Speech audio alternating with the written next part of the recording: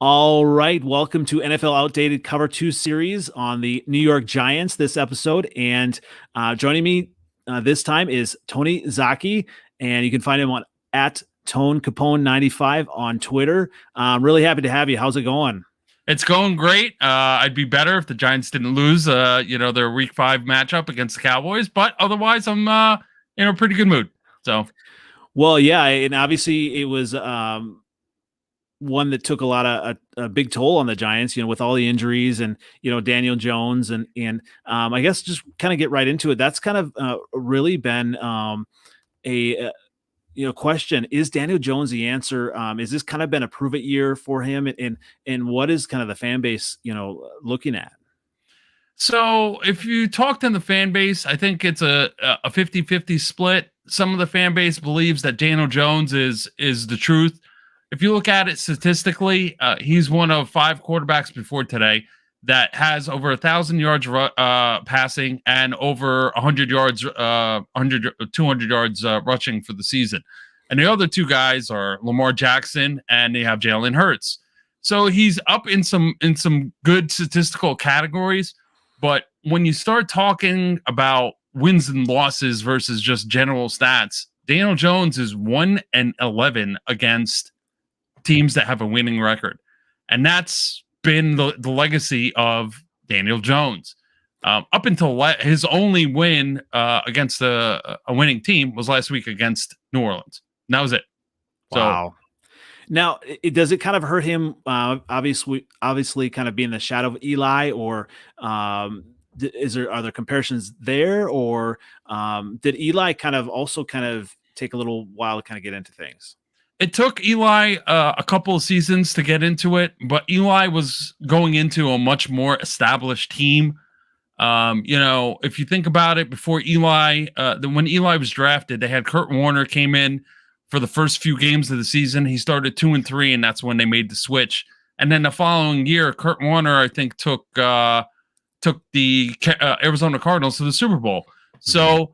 So that he had that Giants team was a veteran laden team. It wasn't like there was the team that the Giants had last year or the year before, where there was some talent disparity and the defense that the Giants had in 2004, 2005 for Eli Manning's first 2 seasons was ridiculous. You had Hall of Famers, a potential Hall of Famer. I'm not sure if he is or not, but and Michael Strahan, you had Antonio Pierce, you had Tiki Barber was on that team as well. He's not a Hall of Famer, but he was still like a very prominent player. He was solid. Yep. You had Amani Toomer. You had also had didn't they have a solid tight end too? Yeah, that's where I'm drawing a blank. I know he went to school in Miami, and he ended up getting traded to the Saints for a second rounder a few years after that. But was that Shockey? Yeah, that's it. Jeremy Shockey. Shockey, yep. Yeah, so Jeremy Shockey was a solid pass catching tight end, and so they had a lot of talent around him, and that's why he showed a little bit of success. I think the ownership and general manager really thought that they had this team set up for success, but they haven't even been close. Like, it's the offensive line has been poor, and the defense has been okay, but I'll get into that a little later. So yeah, obviously you look at Daniel Jones, and even in previous years, he's got the talent, especially with the running. I mean, obviously you got the meme of him tripping, but to get that wide open running, he has talent. Is it just something kind of like mental, kind of getting that all figured out, or what really is it? Last year, not having Saquon Barkley, I guess they were daring teams for Daniel Jones to beat them, and they didn't have their best wide receiver last year was Sterling Shepard, and he didn't even have 1,000 yards. I mean, he still had a pretty good statistical season considering. But it's not like if you have Sterling Shepard, which will probably be like a 2 or 3 on most NFL teams, you're number one, you're going to struggle. And So that not having Saquon there really, really hurt his growth, I think. And the offensive line last year in the first half was god awful. Like they were in the first half. I think Andrew Thomas had the worst Pro Football Focus ranking of any offensive lineman in pressures and sacks in the first half of the season. I think he allowed 8 sacks and like 58 pressures or something like that in the first 8 games. So it was really, really struggling. And so that kind of didn't help. The help matters when they started out 0-7 or 0-6 or however they started last year. I can't remember off the top of my head. And you probably don't want to remember, I'm guessing. It's going to be just like that again this year, but yeah.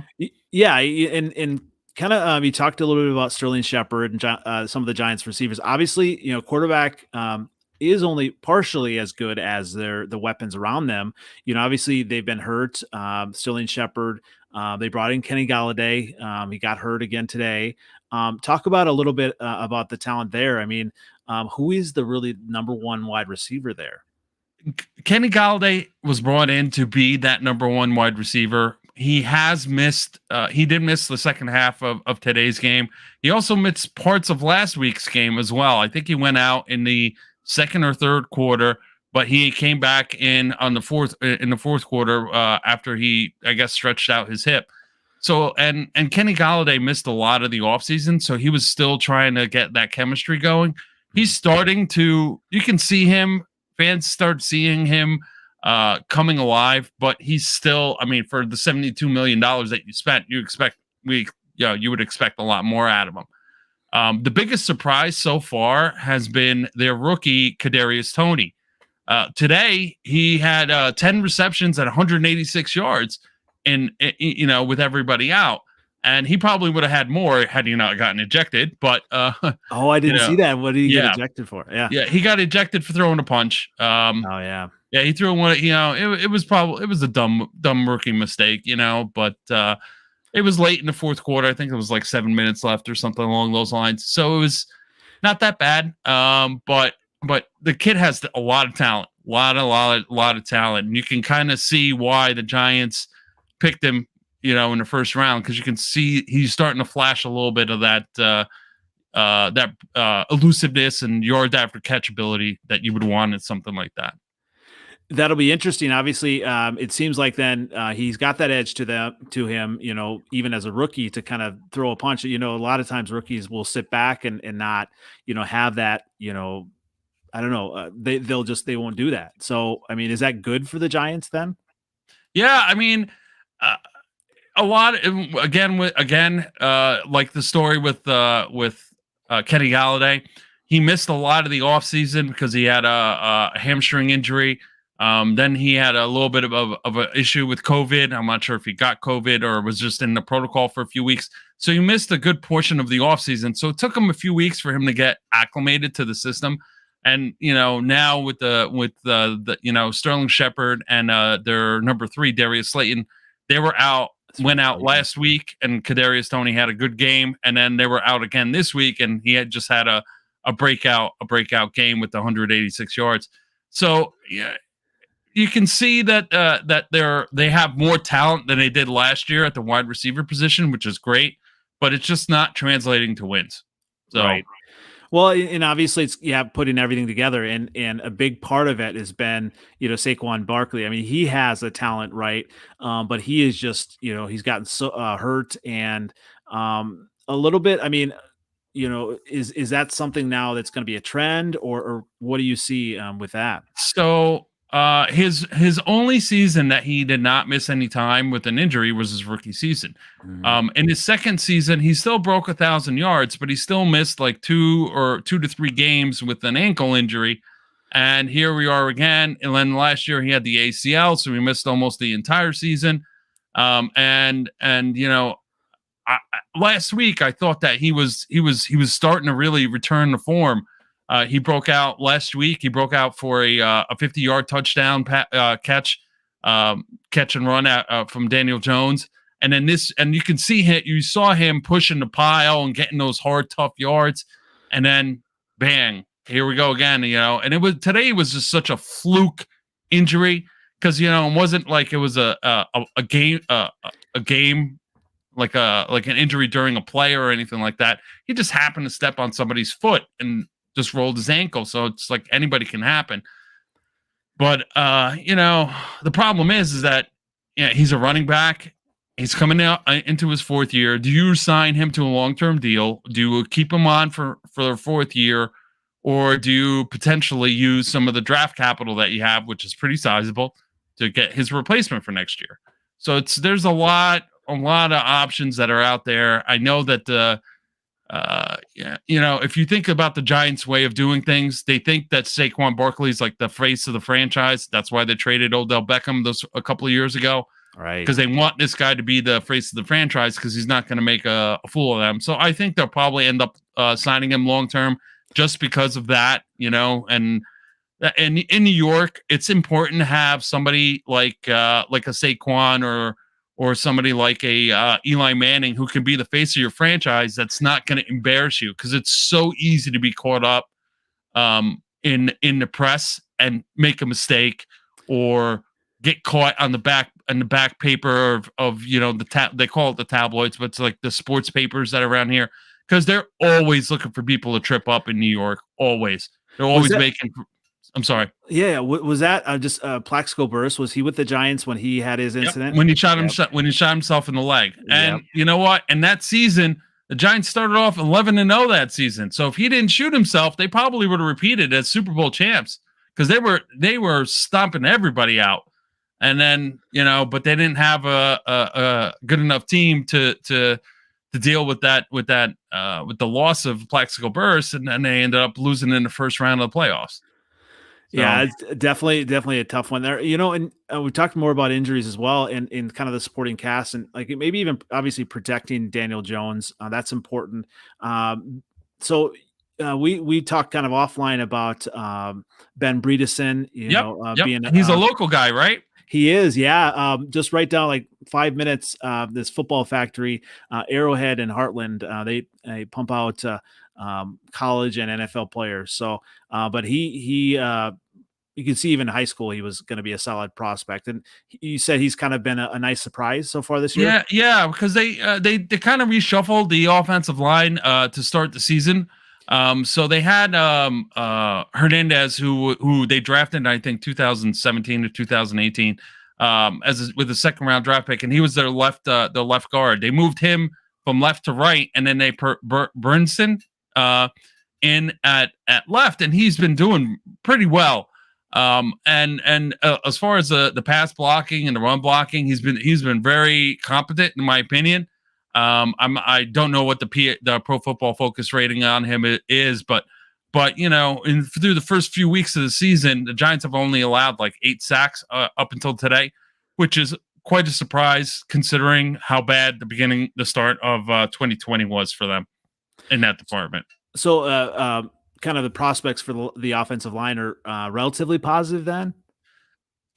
Today was one of today. I think part of the problem that happened today was that Bredeson didn't start because he was out with an injury. Their other left tackle didn't start because he was out with a foot injury. He was dressed, but he didn't start because they didn't. It was a game time decision that they made.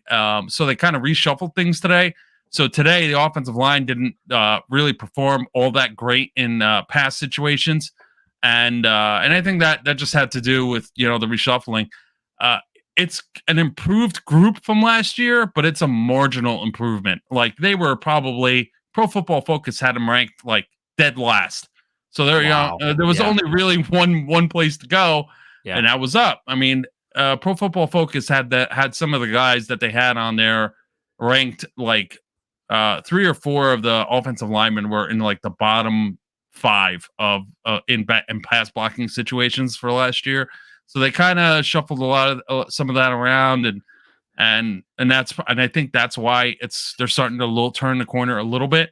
But to me, they just missed they missed on some opportunities last year to get some better tackles. They drafted Andrew Thomas number 4. and some of the other guys that were taken after him, like Tristan Wirfs and Mekhi Becton and a couple other guys that were really, really outperformed him in their rookie seasons. I mean, he's been much better this season, but it's so we'll see how that kind of transpires over time. So, I mean, it looks good, but I mean, there's only really one place to go. They couldn't get any worse. So. That's the thing. When you look at the draft, I mean, the line is never a sexy pick. Especially the offensive line. But it is so important. To getting that right, and obviously when you have a young quarterback, and I mean, I know that being a Chicago Bears fan, I mean, it's been a terrible offensive line. 8 sacks last week, right? Oh, last week Matt Nagy really left your quarterback out to dry with in some of those game play calls. That was really bad. I felt sorry for him. It's tough, and kind of piggybacking on that, play calling and different things.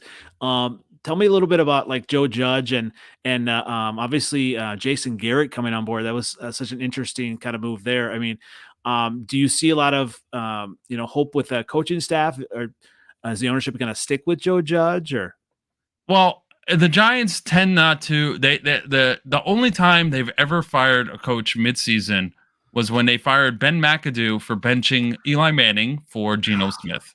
That was the only time in their history. Wow, their 60-year history where they fired a coach midseason, and it was still like, with 3 or 4 games left in the season, so it really wasn't that bad. Right. So if you ask the fan base, again, it's a mixed bag. Some people like Joe Judge, some people don't like Joe Judge. Some people think that, a lot of people outside of the organization, a lot of fan bases think that Joe Judge's, Bill Belichick mentality about running laps and doing all that stuff that he does in the offseason just doesn't translate well, because a lot of people ended up, like a bunch of players, I think it was three players retired during training camp. And so it's just, oh, wow. Yeah, he got a lot of flack for his style, his coaching style in the off season. I like him because he just has a honesty and a genuine, like blue collar feel to him, and that's really enduring, especially around here where there's a lot of unions, and a lot of the fan base is that blue collar. Mm-hmm. So I like Joe Judge, but when you start talking about Jason Garrett, that's a whole nother ball of eggs now. And Jason Garrett, his play calling has been really, really under fire, especially in the 2 losses that we had to Atlanta and to Washington, where we lost on last-minute field goals. Mm-hmm. In both cases, the Giants had the opportunity to run the clock out with the time expiring, and it was like a 3 and out, or like a 4-play drive or a 5-play drive, and they had to punt the ball away.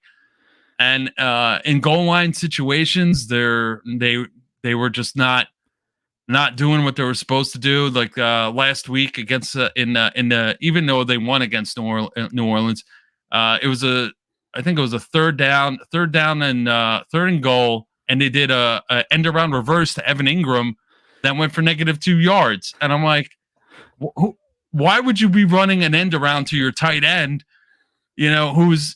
It's not like this guy's Travis Kelce. It's Evan Engram. He's like. Didn't they do that last year a bit? They did a lot of that last year. Yeah. But last year, it's not like, there really wasn't a lot of speed options last year on the end around side.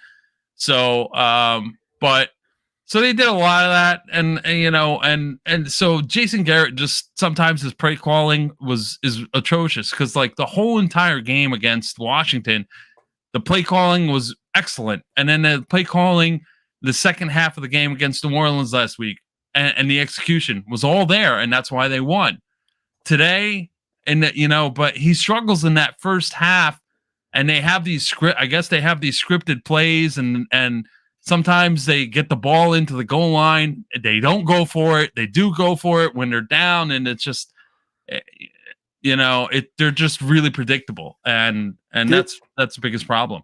Does Jason Garrett speak to the media, or sometimes assistants don't, or? Sometimes he does, but most of the time he does not. So he'll have some, he'll get some press time during the week, but after game it's just the head coach and that's it. So that's what I wanted. Yeah. So like Jason Garrett kind of reminds me of Nagy in some of just the choices, and Matt Nagy with the Bears here. He's not very forthright, and he thinks he's smarter than he is. And I've always kind of looked at Jason Garrett like that, obviously, yes. He had, Jerry Jones, I think, in his back pocket, and I'm sure he's a, talented coach.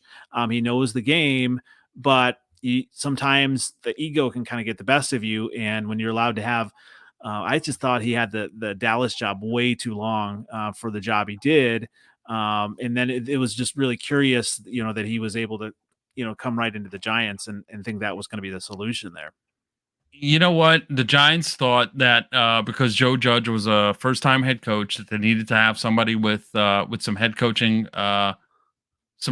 experience in there to kind of help supplement what Joe Judge was doing. Now, I don't disagree with it, but the offense has been, I'm not saying it's great, but it's been the play calling has been really suspect, and obviously the record the last 2 years hasn't been great. I mean, they're last year they were 6-12, and right now they're 1-4. So they're 7-16 in their first two seasons as a combination, and that's not going to get you very far. So I mean, and the play calling sometimes is really vanilla. And the one thing that I noticed is if the Giants are in a position to take the lead or tie the game, they will never go for it on fourth down. Wow. If the Giants are behind and they're in a goal line situation, they'll go for it on fourth down, and that's it. And so so when you're predictable like that, that's not going to win you many games, in my opinion. But I'm not an NFL coach, but Well, it's interesting that, I mean, you can see that, so many other people can see that. And there are some bright spots from the Giants from an outsider. What I see, defensively, you do have some solid players. Obviously you've got James Bradberry there. So, you know what? We have James Bradberry, Adoree Jackson, Jabril Peppers. You have Leonard Williams. We lost Blake Martinez for the season, and he was a tackling machine. Former Packer. And they have some talent there on the defensive side of the ball. They do. And last year, they ended up they gave up a lot of yards last year, and a lot of rushing yards, but points wise, they ended up in the 12th, and they allowed less than 23 points a game last year. And if you compare that to this year, it's about the same. So the defense is probably around the same level that it was last year, but it's just not translating to as many wins as it did last year. I don't know if that's because of the offensive side of the ball. Maybe they're not getting as many turnovers, but that seems to be the case. I mean, is it scheme maybe, or who's really calling the defensive plays there? Patrick Graham is the defensive coordinator, and fans loved him last year because the second half of the season we were winning games like 17-10. We were winning, in games, 12-9. So we're in these tight, really low scoring contests where we had a shot because our offense wasn't high powered. Mm-hmm. This season, it seems like the defense has given up way more points, and then the offense is struggling to try to keep up with what's happening on defense. And again, same problem with the offense. In the game against Atlanta, they allowed the offense, the opposing team, to drive the length of the field, kick the winning field goal. Same thing with the Washington game. So they're not getting stops. They're allowing too high. I think the last time I checked, they were allowing over 75% completions on drop back passes. Wow. Which is crazy. So it's, their pass defense is just not that great. James Bradberry got burned really bad for a touchdown today. It's funny that you mentioned him. Yeah. Adoree Jackson hasn't been as advertised. I don't know if these guys are just a step slow from where they were last year, but it just does not seem like the defense is playing where they need to be. And, oh, good. So, and one of the problems is they're just not getting the pressure up front. Leonard Williams, he was in a contract year last year. They signed him to a really big offseason contract. And this year, he doesn't seem to be getting the same pressure up the middle, whether or not it's because, he's getting double teamed, but they just don't seem to be getting that same pressure along their front defensive line. They do have some bright spots. They have a rookie, Ojolari, who's leading the team in sacks. I think he has 3 sacks this season. I think he got another one today. Lorenzo Carter, who's a linebacker, he tipped and picked off a pass, batted a pass and picked it off today. So they have some talent and they do flash. It's just they got to do something with the pass coverage. Pass coverage doesn't seem to be as good as it was last year. And kind of looking at that obviously for going into next year, draft needs, is defense kind of a key or offensive line or I believe I was saying, sorry. Was it the Jets and the Giants have 2 picks possibly in the top 10? Oh, for sure. I know the Giants have 2 picks in the top 10. The Eagles have 2 picks in the top 10 and the Jets have 2 picks in the top 10. Crazy. So a lot of teams have multiple picks. And it's funny that, going back to Daniel Jones, is Daniel Jones the answer? So one of the things that I've been trying to read up on and trying to see is, are there any really good quarterbacks that are coming out of college this year? Because the Giants have the opportunity to potentially draft one. And so would the Eagles apparently. So, and so you look at it and, right now, the consensus of some of the draft gurus like Mel Kiper and those guys are that the quarterbacks coming out this year, like you have a guy out of Liberty and a guy out of Cincinnati that are probably going to be like top 20 draft picks probably.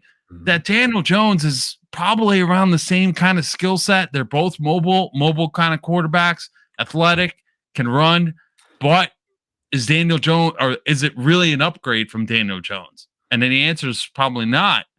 It's going to be the same. So you're going to be drafting just the same kind of player. So you might as well stick with Daniel Jones, since you already know, he's got the personality to handle New York media, and that's kind of what the Giants are looking for. But other than that, defensive end, they need an edge rusher in the worst way, and that's been their glaring need since they missed Montez Sweat in the 2018 draft. And he went to your rival, huh? Yep. So the Giants picked a defensive tackle, Dexter Lawrence, who's been pretty good. He's been a good player, but a few picks after that was Montez Sweat, and Montez Sweat is a much better lineman than Dexter Lawrence is, and that's where it is. And then a couple of seasons ago, the Giants beat the Redskins, in the last game of the season, and the loser of that game got Chase Young. Yeah. So, they've kind of missed their opportunity to get some of those, what could be like a franchise style edge rusher, and they really haven't had one since O.C. Umenyiora and Justin Tuck were here back in those Super Bowl run eras. And they really have not had. Jason Pierre-Paul was a really talented player before he got hurt, obviously. Yeah, but until that fireworks incident, after that fireworks incident, he just, the Giants were just like, "Yep, we're done," and they just didn't want to. They signed him just to sign him and then traded him away the next season. So, yeah. Well, back to the kind of the quarterbacks you talked about, obviously that's such an important spot that a lot Yeah. of teams will just kind of really, bet the farm on mediocre talent. I mean, as a Bears fan, I know that with Mitch Trubisky, they went ahead and did that. And so many people were surprised then, because, he just didn't have kind of the look of a quarterback, and he only had the one season, Yeah. So really now, I mean, I think there's a kid out of Ole Miss that's really good. Yeah, I Um, saw that too. I can't remember his name, but that was yeah, and he's got Lane Kiffin as his coach, and Lane Kiffin apparently really brought him up. And obviously Lane Kiffin has a little bit of a NFL pedigree there. So you mhm. never know how well, and it's still early in the college football season to kind of figure out who's going to come out and and where those guys are going to land. But yeah, like you said, it's the quarterback from Old Miss, the guy from Liberty, and then the guy from Cincinnati, and those are the three top quarterbacks that'll probably go out in this draft. But the top 10 talent in this draft is probably all defensive players, and then mixed in with a couple of offensive linemen. So So, I think the Giants will probably pick a DB, and then they'll probably pick an edge rusher, and whichever one is the best talented, take what's most best available. I would love for them to get the guy from Oregon, but he's definitely going to go number one, and everyone has that in the draft because he's going to be a monster, and that looks like he's going to go to Jacksonville. So. it's so interesting with the draft, and do you kind of does the fan base really kind of trust? Is it Gettleman, right? No. No, right. Nope. I mean, it's just funny. Like, was it last year or in 2020 when they did the everything online, and he had the big book, Yeah. and it's so interesting. Everyone else is kind of going digital, and he's got this big book, and so the fan base really doesn't kind of trust him in making those choices. No, it goes back to, so if you talk to, when you talk to me, I go back to, the 2017 draft and some of the other draft picks where they really missed some guys, and they've overly undervaluated or over evaluated some guys. So you think about 2018, they took Saquon Barkley with the second overall pick, and then they took an offensive lineman in the second round, Hernandez. Mm-hmm. So had they taken, they could have taken Quentin Nelson in that draft and then gotten Nick Chubb with their second round pick. So, and then you flip flop that, how would the team look now with a Quentin Nelson and a Nick Chubb? Nick Chubb being the running animal that he is right now in Cleveland. Now, how much is that as the offensive line? But these are the kind of things that the fans talk about in the background, and nobody trusts Gettleman because he took when he took Andrew Thomas with this whole thing with all the other tackles that came after him that really performed way better in 2020. It just shined a bigger light on it. And one of the things that you like their scouting team and their front office team. And one of apparently there's a Mara, and the Maras are the owners of the family that's in the personnel department. And I think that's part of the problem. Yeah. So they kind of have to clean everything out. They have to kind of, and that's why, Gettleman probably got the job, is because he didn't want to fire, and he didn't want to ruffle any feathers. And he was kind of like, oh yeah, he used to work for them. He knows how they operate. And it's more like, oh yeah, this is the Giants' way of doing things. Well, you know what? The Giants' way of doing things has them having the worst record in the NFL through the last 4 seasons in the league. Them and the Jets have identical records for the last 4 seasons, which is ridiculous. So. Yeah. And how has that been kind of sharing the stadium? I mean, is that kind of worked out well, or?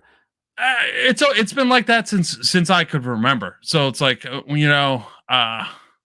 it's been like, for me, it's been like that since in the 30 years I've been following the team, that I can remember. And so it's just how it is. The Giants, they share the stadium, but the facilities are not at the stadium. So the Giants have their training facility at next to the stadium. So they have like an indoor training arena where they do their practices and everything, and the weight room. They have theirs that's right next to where MetLife Stadium. So that's the separate Jets. from, oh yeah, go ahead. And the Jets have theirs. It's probably about 45 minutes away or 40 minutes away from the stadium. So it's in a completely different building. It's Jets Way, and that's where they have their corporate offices. That's where everyone is housed. That's where everything happens. So they're not exactly sharing the stadium. They only play in the stadium for game days, but that's about it. Is it kind of like the whole Lakers Clippers thing? Like on game day, they flip the banners, things like that, or how does that work? That's pretty much how it works. That's exactly how it works. They flip the banner, they flip the inside of the arena from blue to green. They paint the end zones, but that's exactly what it is. They just change everything over. And that's part of the reason why MetLife is probably like the worst arena and the worst stadium in the NFL. But, was that, I mean, it seemed like that everyone was trying to get like a huge stadium. Was that pretty much the only way that they were going to get a new facility, a new stadium? Well, the old stadium, which was Giant Stadium, was probably built in the 80s. So this is the first time they were ever going to do it. But part of the problem was they didn't want to move the stadium anywhere else. So they kind of built it next to the old one. So that in itself, here's the crazy line. Jerry Jones built the Texas Stadium. It cost him $1.6 billion. It's a dome stadium. It has glass. It looks like it's beautiful. It's amazing, right? The Giant Stadium cost almost as much to build just because it was in New Jersey. Wow. Yeah. And so in order for them to build a stadium with a dome, it was going to cost them over $2 billion, and nobody wanted to pay it. Right. Right. That makes sense. So, one thing we haven't talked about, and I've not been able to make sense out of it, is the tight end position. It's been such a disaster. Yeah, Evan Engram had so much promise. Like it just seems like he's kind of regressed, right? Or has it just been injuries? It's a combination of injuries and his lack of his lack of clutch catches is basically how I'd put that. It was a stretch that they took him in the first round when they did in 2016 or 17. So he's been with the team for quite a while. It's his fifth year. It's his fifth season with the team. He's missed a ton of time with injuries in the last few years. I don't think he's played a full season without missing a game. And to me, and he had 11 drops last year. Yeah. So, and when you have and it's not the drops, it's their key drops, their third down drops, their game drive killing third down, 2 minutes left kind of drops. So when he drops it in like the absolute worst time, and fans hate him. So that's got to be like, I mean, is that it's tough to find solid tight ends. I mean, that has to be a focus in the draft too, then, huh? You know what? I don't believe in drafting a tight end in the first round, but you can definitely they have 2 second round, two third round picks. So they have 2 first, a second, and a third, and 2 thirds. So they have 5 picks in the first 3 rounds. So you can definitely find a tight end or trade up into the second to try to get a good quality tight end. And I think they need to replace Evan Engram. Kyle Rudolph, who they brought him in to kind of mentor / be the veteran. And Kyle Rudolph really is showing his age. He's really showing that he's 32 years old. He's shown that he's gotten some mileage on his legs, and he doesn't move as well as he used to. But and some of the other depth that's at tight end, they lost a couple of guys to season-ending injury in training camp, the young guys, and then they have Cade Smith, who does flash, but he's just I guess maybe he doesn't pick up the playbook as well, or maybe he's not a good inline blocker, and that's maybe not why he's buried on the depth chart. But a lot of these positions that look like there was going to be depth. They lost players to, like I said, to retirement, players to injuries, and it's up to the front office. To me, has not done a great job of building the talent that they need. Teams like if you think about teams like Pittsburgh, teams like maybe not so much New England, but teams that like the Green Bay that are constantly, Toney came out of nowhere and he's a solid tight end. And you have guys like Miller, guys like Zach Ertz not Zach Ertz, Kevin Ebron that they signed in the offseason. Yep. So they know how to identify some of these guys that can really help them move the chains, and the Giants just aren't good at that. And they love Evan Engram. They think he's extremely talented, and they love his talent. But the problem is that they're so in love with his talent that they're not seeing what's happening in the situational football sense of the game. So yeah. Well, this has been fantastic. I just have a couple more things. I don't want to torture you here, but what do you think? How many wins does this team have in them?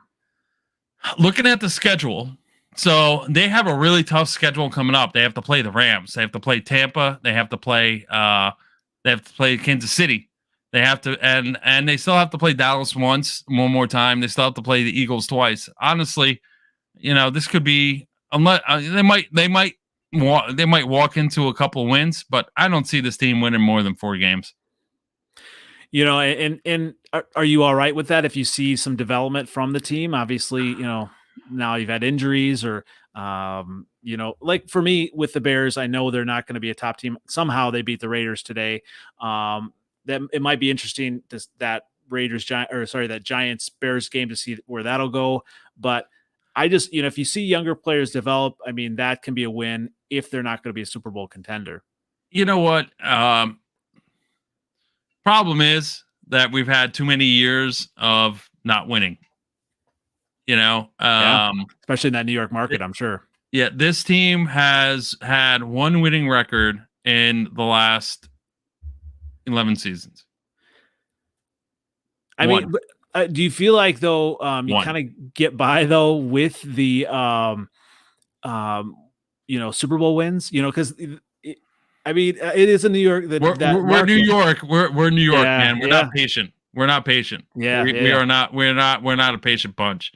And it's not that if we had made I'm gonna change something around real quick. Yeah. So our basketball team, the New York Knicks, made the playoffs for the first time in like 15 years. Yes. And they had a party in the street thinking they had just won the NBA Finals. Yeah. That's how starved these fans are for something like this to happen.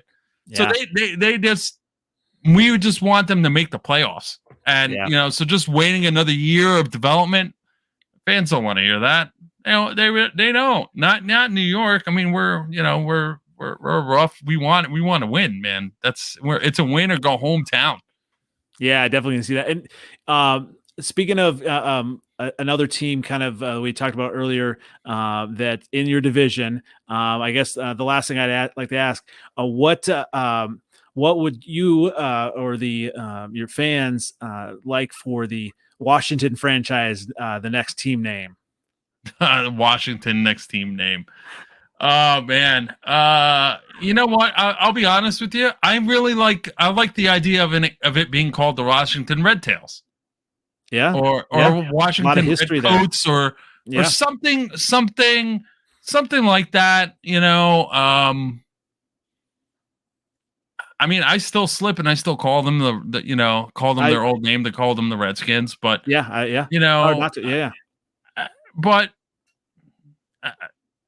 what was it? The Cleveland Indians changed their name to the Cleveland Guardians. Yeah, it seemed. I was like, so don't do that. Just don't do something silly, generic like Guardians or or I thought they were going to do like Washington Liberty or something. Oh, come on. I thought they're going to do spiders or something like that. There's definitely some history there, but that'll be interesting. Obviously, it won't change. I'm sure there still will be a rivalry there, but obviously, always. That division is always interesting, and looking from the outside, the Giants, hopefully Daniel Jones is the answer. Hopefully things can kind of get turned around. I mean, when the NFL is better, I think when some of these big market teams are better. It is. You know what? It's funny you say that. When in any of the four major sports, when there's a New York team in the playoff picture, the ratings and the revenues go right through the roof, which is better for the league overall. So when you have two of the New York teams in the cellar the way they have been for the last 4 or 5 years, it's not good for the NFL. But it's tough to win in this league. It's hard to win in this league, and and I can't fault these players because they're putting their bodies on the line day in, day out, just like Daniel Jones today, almost getting himself knocked out trying to get to the end zone. So these guys are leaving it all on the field. It just, sometimes the management people need to just put the requisite talent around these guys. So they're, so it leads to some wins. Makes a difference. Makes a difference. So, well, this has been fantastic. I'm sure I could talk all night. I know I can. Yeah. Well, definitely appreciate you coming on, Tony. And I can find you did I say that right? At Tone Capone 95 on Twitter. That's correct. And I appreciate it. I had a great time, and hopefully we'll get a chance to chat again soon. Definitely. Thanks again. All right. Take care.